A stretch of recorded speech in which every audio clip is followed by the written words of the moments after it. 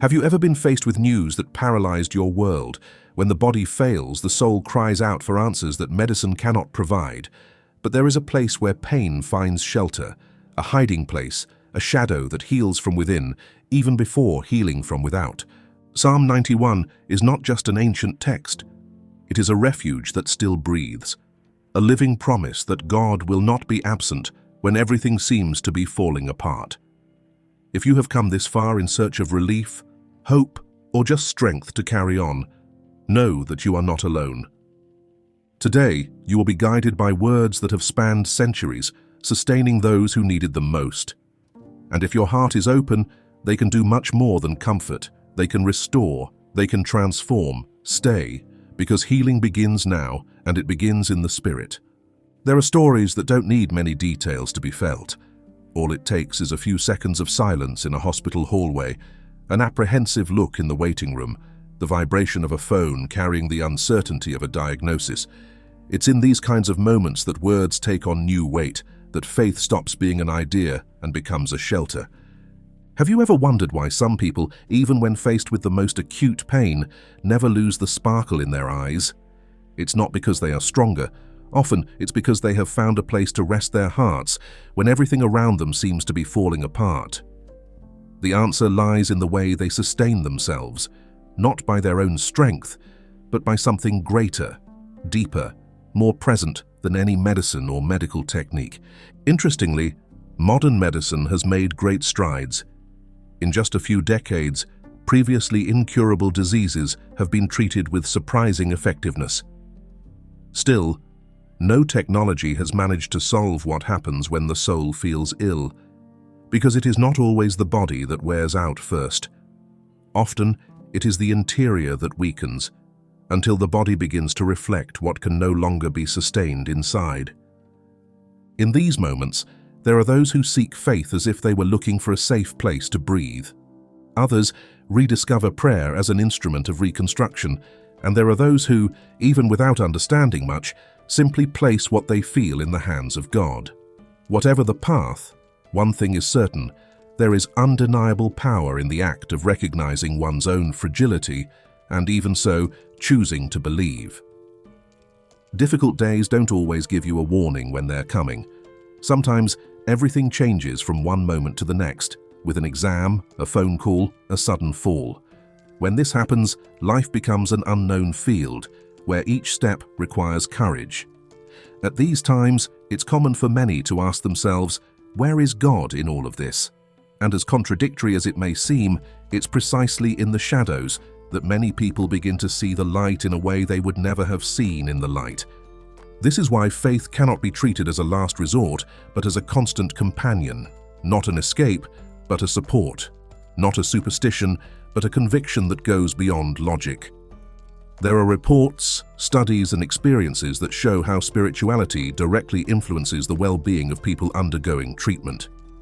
And this is not just religious discourse. Hospitals around the world already recognize the importance of spiritual care as a fundamental part of recovery. Perhaps this is why Psalm 91 has become so often repeated by those who are struggling with some kind of illness. Not out of habit, but because its words touch exactly where the pain is. It does not promise an absence of suffering, but it does offer shelter in the midst of it. And more than that, it speaks of a God who is involved, who cares, who remains present even when everyone else seems distant. This understanding does not come from ready-made formulas, but from lived experiences. Simple people, in simple places, who discovered that faith is a real, active, transformative force. It is not about denying the pain or pretending that everything is fine. It is about crossing the valley with the certainty that one is not alone. It is about walking even when one's feet tremble, because there is an invisible hand supporting each step. Many people say that words don't heal, but maybe they haven't heard the right ones at the right time. Because one word may not change a diagnosis, but it can completely change the way someone faces that diagnosis. And that, in itself, changes everything. Right now, you may be here for yourself, for someone you love, or because of a pain you can't even name yet. Whatever the reason, there is one thing in common among all who seek refuge in prayer: the desire to find meaning where before there was only emptiness, the desire to be seen, to be cared for, to be restored. This is not a meeting of immediate solutions, but of realignment with that which sustains us from within. It is about remembering that, even in the midst of chaos, there is a God who listens, who does not go away, who continues to be our shelter. And if each word you hear now is like a seed, perhaps you will realize little by little that healing begins long before the body shows signs. It begins in the heart, when something inside us decides to continue, despite everything. There are texts that have survived through the centuries without losing their power. Psalm 91 is one of them. Written over 2,000 years ago, this poetic composition has been preserved, transmitted, and recited by generations who have found in it not only consolation, but a true declaration of spiritual security. The reason for this lies in the way this psalm addresses the presence of God, not as an abstract concept, but as a real, tangible, and accessible refuge in the most difficult moments. The world in which Psalm 91 arose was marked by instability. People lived under constant threat of war, famine, disease, and persecution. The social structure was fragile, and human life was vulnerable to many risks. In the midst of this scenario, this prayer offered a profoundly countercultural message, the possibility of resting in peace, even when everything around us indicated danger. This is because the focus was not on external circumstances, but on the invisible protection of a God who does not abandon us. The first sentence already carries an invitation to intimacy.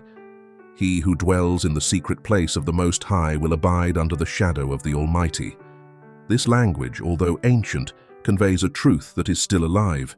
It speaks of dwelling, not just visiting, of resting, not just enduring, of trusting, even when visible signs suggest otherwise.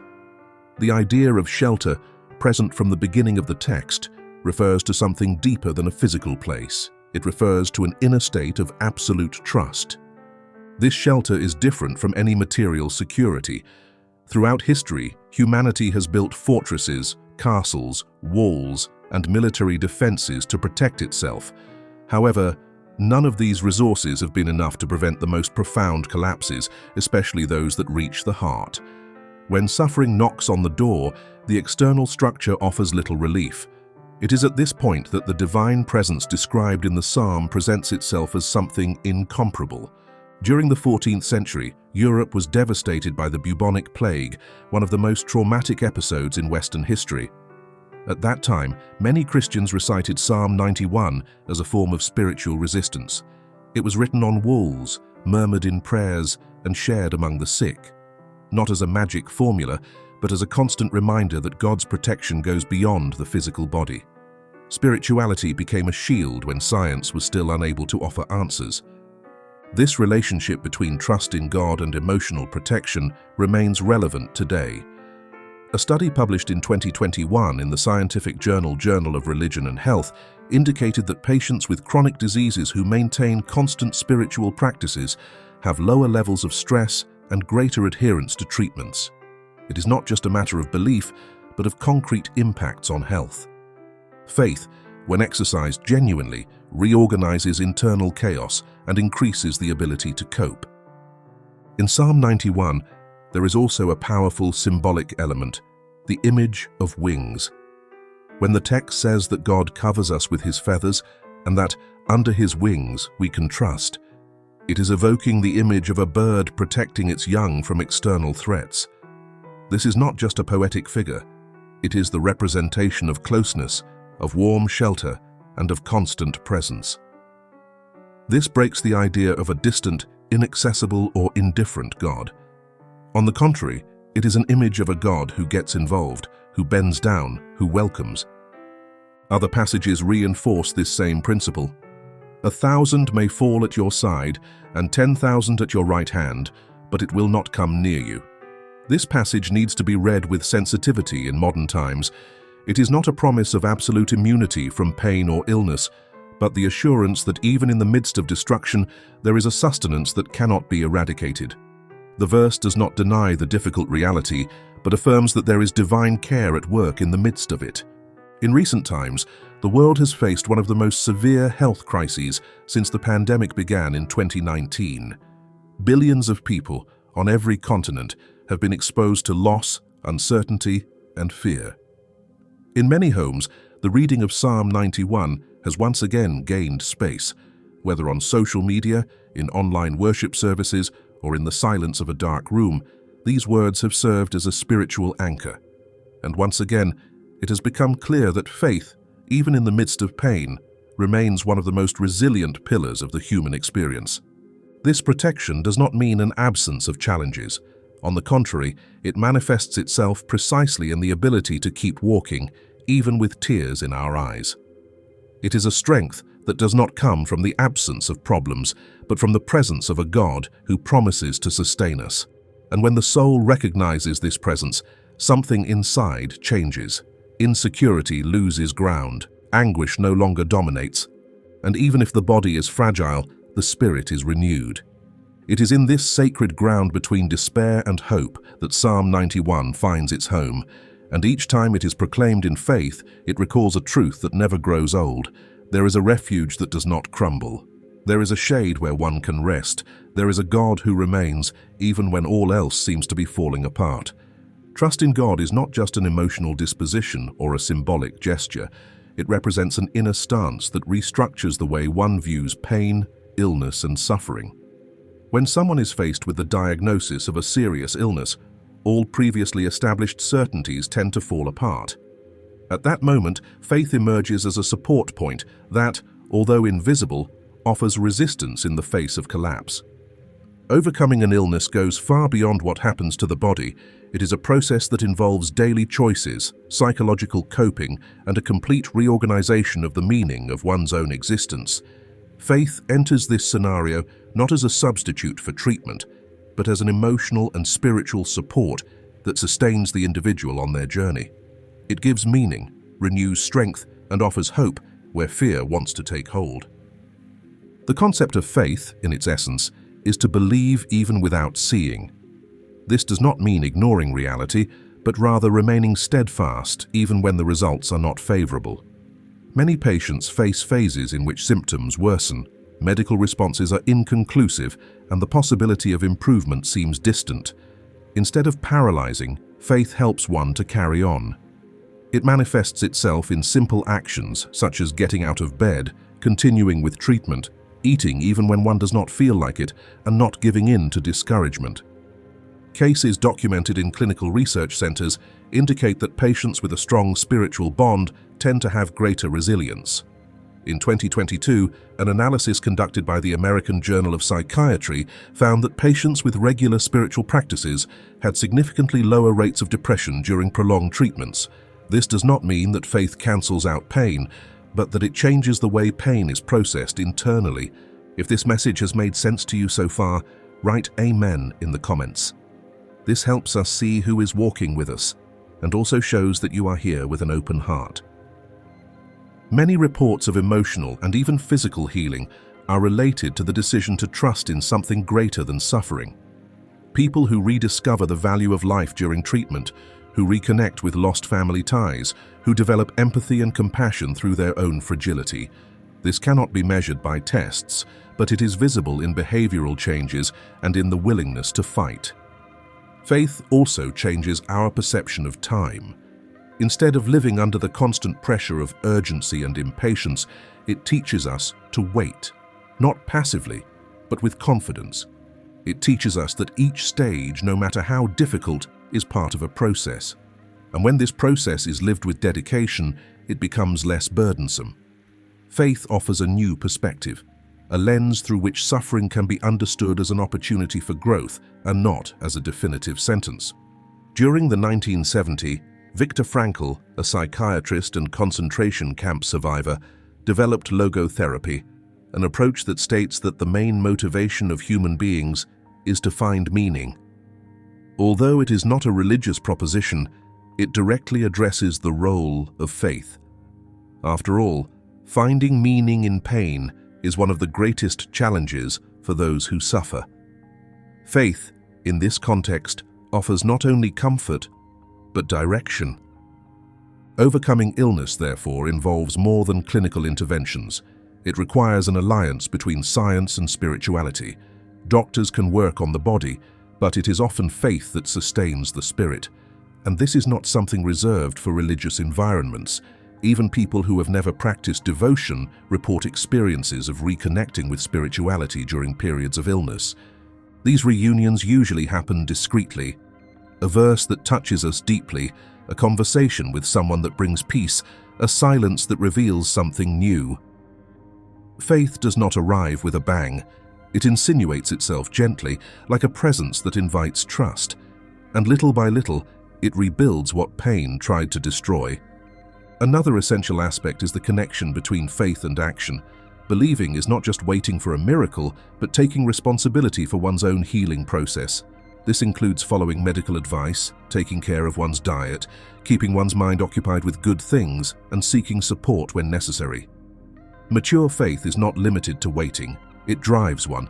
It is an inner strength that motivates one to act, even when the body is exhausted. In many spiritual traditions, faith is presented as a seed, and seeds, in order to germinate, need time, silence, darkness, and perseverance. This is also true in the healing process. There are times when everything seems to be at a standstill, but faith reminds us that the invisible is also in motion, that there are forces at work even when the results have not yet appeared. From this perspective, healing can take many forms. Some people recover completely, others find partial relief, others learn to live with their limitations and even discover a new way to live fully. In all cases, faith continues to play a decisive role, keeping the flame of hope alive, even in the face of uncertainty. Many people report that after facing serious illnesses, their faith became stronger, not because they received everything they asked for, but because they discovered that they were not alone on their journey. They felt welcomed by a presence that sustained them when they no longer had the strength to continue. This experience cannot be described precisely, but it is deeply real to those who live it.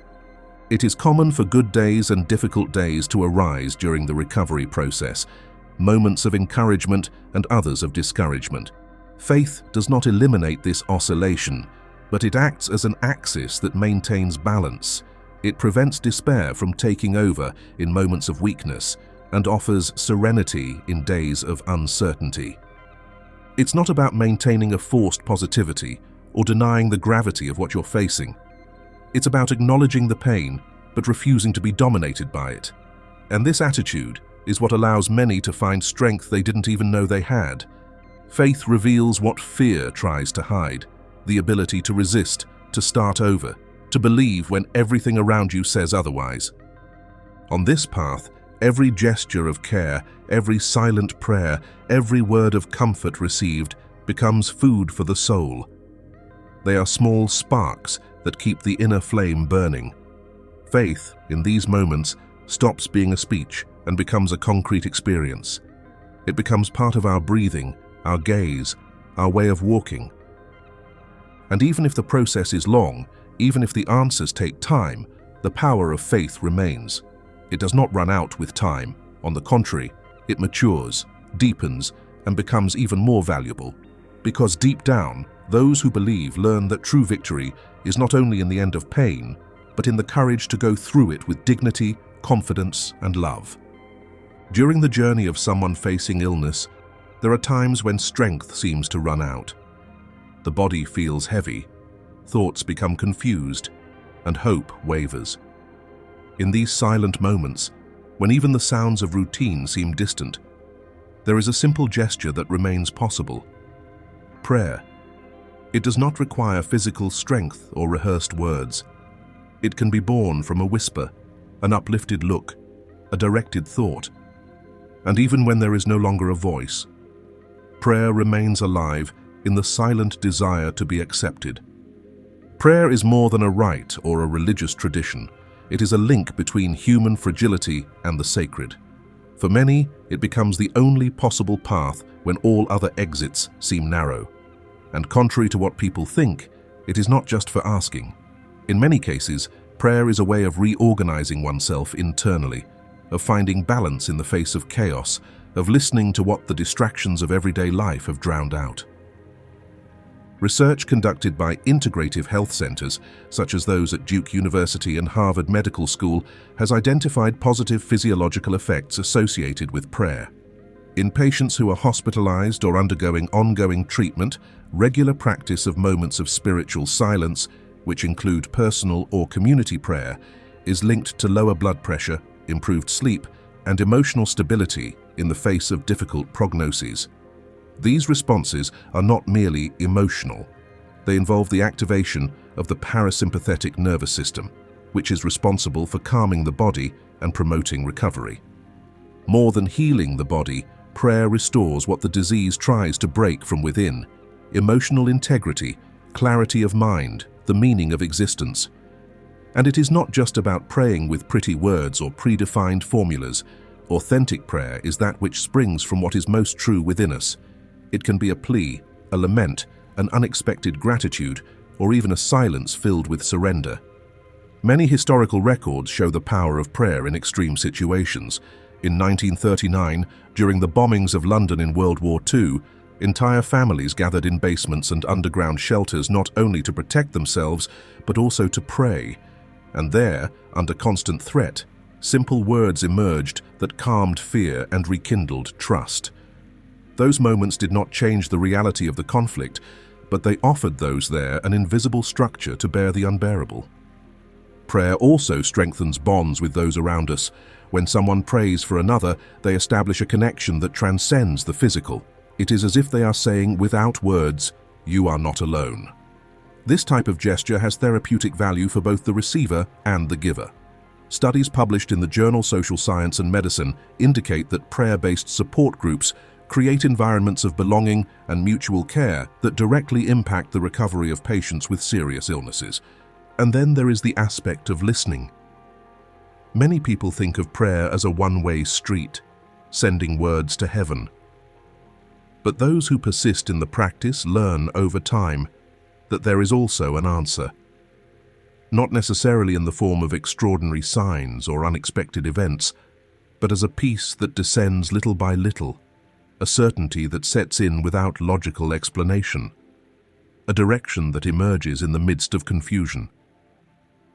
This type of silent listening transforms the experience of illness. Even when suffering continues, the way it is experienced changes. What was once despair becomes resistance. What seemed like ruin reveals itself as a stage of reconstruction. Prayer, in this process, acts as a bridge between the visible and the invisible, between what we feel and what we believe. Not all moments of prayer are filled with emotion. There are days when words don't flow, when tiredness takes over, when the mind wanders. But even on those days, maintaining the habit of withdrawing inwardly is an act of courage. It is the decision to remain connected to the source of life, even without feeling anything immediately. And over time, this discreet effort will bear profound fruits, often invisible to the eye, but noticeable in the way we deal with pain. In many hospital beds, prayer becomes the only possible resource. When the body does not respond, when the procedures have already been performed, when there are no more interventions to be done, silence remains. And in this silence, many find meaning. They find God. They find themselves more fully than before the illness. Prayer is not a guarantee that everything will end well by human standards. It is not a bargain, nor a magic formula. It is a space of surrender, a place where the soul can rest. And in many cases, this inner rest is what allows us to face illness with dignity, lucidity, and serenity. There is also a transformative dimension to prayer. As one allows oneself to pray consistently, one is led to look beyond one's own pain. One begins to perceive other realities, other needs, other sufferings. Prayer opens one's eyes to others, and this broadens one's horizons, takes the exclusive focus off one's own condition, and generates empathy. Those who learn to pray in the midst of illness discover that, even when weakened, they can be a source of healing for others. When praying, human beings assume their condition as creatures and recognize that there are limits that they cannot control. But they also reaffirm that these limits do not nullify their value, their dignity, and their capacity to love. Prayer reaffirms the identity of the person praying. It reminds them that, even when sick, they are still whole, worthy of care, and a bearer of value. And throughout this process, something is restored. Maybe it is not what was imagined at the beginning. Maybe the healing does not come as desired. But the heart expands, the mind calms, and life begins to be understood with different eyes. This is how prayer heals, not only by erasing the pain, but by offering a new way of inhabiting it, of understanding it, of going through it with wisdom and faith. When fragility sets in and routine gives way to uncertainty, few aspects prove to be as fundamental as human bonds. The presence of faith and prayer, so crucial in overcoming pain, finds echo and strength in the relationships that emotionally support the patient. It is in this scenario that family, health professionals, and bonds of empathy play an irreplaceable role. Illness does not only affect the body, it affects the environment, alters dynamics, redefines roles, and demands adaptations that are often difficult. Those who once provided for the home may need to be cared for. Those who were once a source of strength may now need help with basic activities. In this delicate transition, the family is not only a physical support, but also a source of emotional balance. Studies conducted by the Pan American Health Organization indicate that patients who receive constant support from family members during treatment periods show greater adherence to therapy and more stable emotional recovery. This daily presence, which often does not require grand gestures, has a profound impact. A glass of water offered with tenderness, a word of encouragement, a patient ear. Small actions that carry great meaning. But it is important to recognize that the emotional burden on caregivers is also real. Many family members take on exhausting shifts, balancing work, personal obligations, and constant care for the sick person. The emotional, mental, and physical burden may be silent, but it should not be ignored. Caring for those who are caring is also an act of love, and at this point, empathy within the family unit itself becomes even more necessary. Empathy, however, is not limited to a feeling. It is expressed in the willingness to look at others with deep understanding, putting oneself in their shoes without judgment. It is this attitude that creates a healthier environment for those facing pain. Illness can isolate, but empathy brings people closer. There may be times when the patient becomes impatient, insecure, fearful. In these moments, being welcomed instead of corrected can make all the difference. It is not uncommon for some families to face the illness with old conflicts that have not been resolved. Sometimes, the illness brings to the surface resentments, guilt, and distances that were dormant. However, it can also be a point of reconciliation. There are moving stories of parents and children who have started talking to each other again, of siblings who have forgiven each other, of bonds rebuilt around a bedside. Because in the face of vulnerability, many masks fall, and the essential takes place again. In addition to providing family support, healthcare professionals fulfill a mission that goes far beyond applying techniques and executing protocols. They are silent witnesses to the pain of others. They are present in the early mornings of anguish, in moments of relief, in good news and in bad news. Many of them carry remarkable stories, memories of patients who transformed their way of seeing life. Since the earliest records of medicine, such as the writings of Hippocrates in the 5th century BC, the importance of a compassionate attitude in care has been recognized. Today, with all the technology available, this principle remains intact. A doctor's attentive listening, a nurse's meticulous care, a physiotherapist's respectful touch, all of these directly influence the recovery process.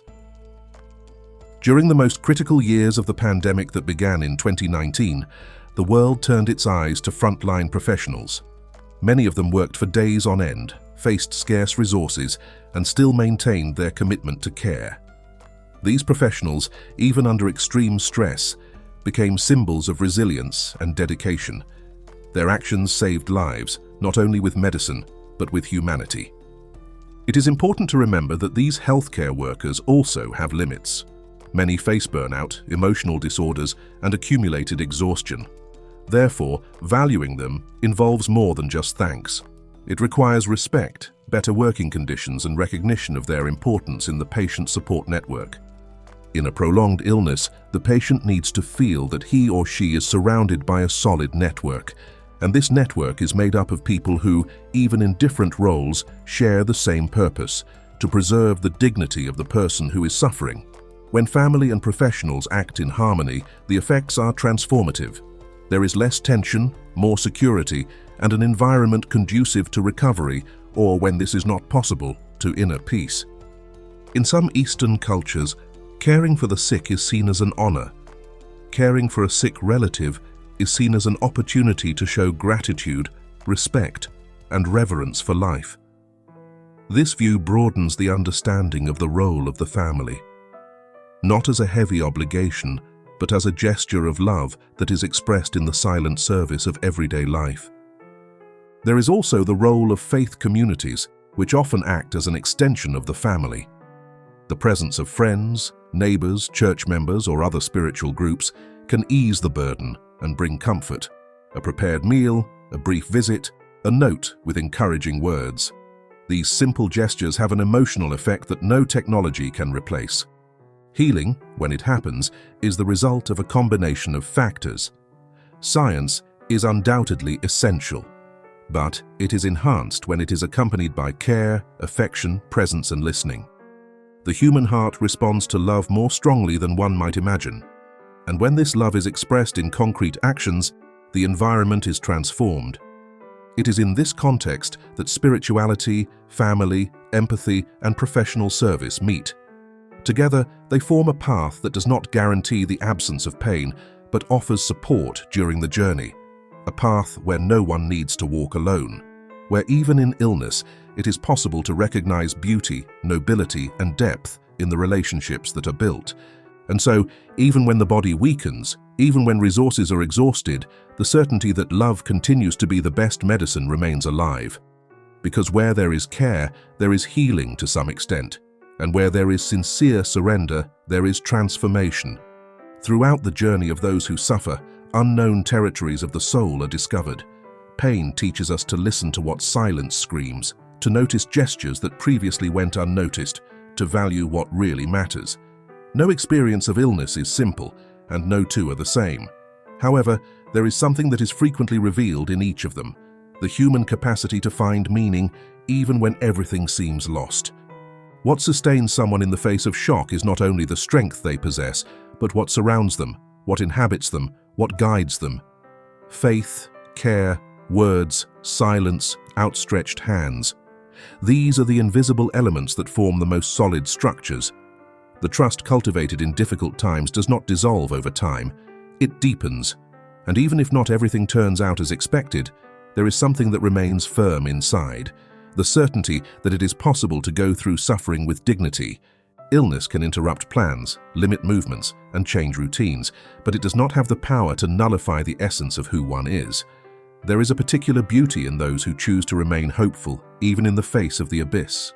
There is a discreet strength in those who decide to love even when tired. There is greatness in those who learn to depend, and through this, discover other forms of freedom. As pain is embraced and not just fought against, it ceases to be an enemy and becomes part of the transformation.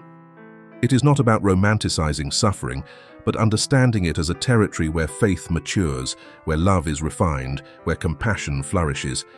Every gesture experienced in this context, every care, every prayer, every word has eternal value. Anyone who has ever faced an illness or walked alongside someone in this condition knows that time takes on a different rhythm. There are long days, uncertain nights, silent waiting, and yet there are encounters, reunions, reconciliations. There is depth, there is truth. Illness, unintentionally, reveals what truly sustains life. And perhaps, in the end, what heals most is not the absence of pain, but the way it is faced, with faith that remains even when the eyes close, with care that insists even when there are no guarantees, with presence that welcomes even when there are no answers. Suffering does not have the last word. It can transform, but it does not define. What remains is the love experienced in the process, the faith that remained alive, the courage to continue. It is in this space that true healing happens, sometimes in the body, always in the soul. If you enjoyed the content and want to support our work so that we can continue to bring you more in-depth research and analysis, please consider making a donation of any amount. This contribution directly helps in the growth of the channel and in the production of even richer materials. Thank you very much for your support.